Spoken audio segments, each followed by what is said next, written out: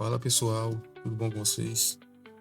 Hoje eu venho trazer aqui a minha nova biblioteca, tá?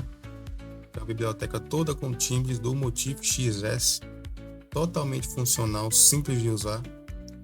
E eu vou mostrar aqui para vocês rapidinho o layout e depois eu mostro os timbres.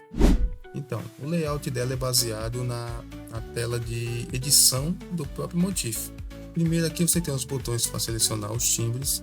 Abaixo você tem os volumes e os efeitos aqui que são aplicados a alguns timbres, certo?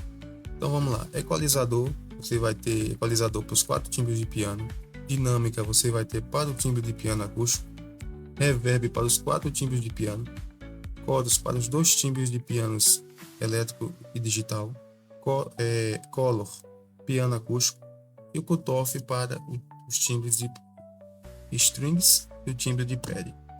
E mais abaixo você tem o rotary para você usar no órgão, né? Tem mais delongas, você tem aqui um visor e aqui você seleciona os seus timbres aqui, ó. Quando você clica nele aparece o nome do timbre, liga o timbre aparece o nome dele, você vai vendo aí, ó. Ok? Quando você seleciona mais de um timbre ele aparece como layer. Aí você sabe que você está misturando vários timbres, ok? Eu vou dar uma demonstraçãozinha aqui dos sons individuais. Depois eu mostro algumas misturas para vocês verem aí, ok?